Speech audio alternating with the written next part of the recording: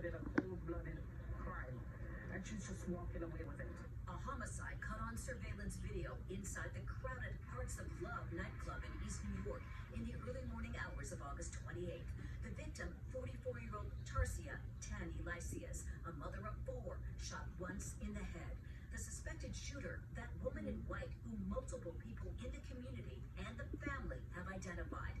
Video we obtained shows that a verbal altercation began outside. Tani is the one in a flowered mesh dress. She was circling her from outside. They had a little dispute outside. Then when she ran into the club, Tarsia ran into her. She ran behind Tarsia. She was on top, already holding her with the gun.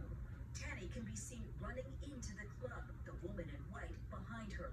She grabs Tani, who was wearing a wig. The gun fell because she was so close, so it wrapped up in her hair. So instead of her taking the time to take the gun from the hair, she just grabbed the wig and everything and went through the door with the gun and the wig. Arriving paramedics tried frantically to revive Tani. Her family, who says they want the public to see the cold-blooded video, tells us they have been calling detectives daily for the past 3 weeks. I don't know where they're waiting for, because his evidence is enough for them to get her off the street. Why somebody pulled a gun and shot somebody in the back of the head and she can't get locked up? Is she above the law? We just want an arrest. That's it. We want her in jail.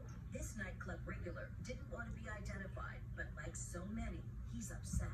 I blame all the people that was there in the building. I blame every one of them. That's who I blame. Like this stood there, they watched. They're not saying anything. Everybody knows that's her. Everybody knows. Tani's son seemed dazed when he spoke to us. It's just shocking, you know? Shocking. How angry are you that there hasn't been an arrest? Very angry. Like, very angry. She's like everything to me. The family is pleading for anybody who was in that nightclub and saw the shooting to come forward.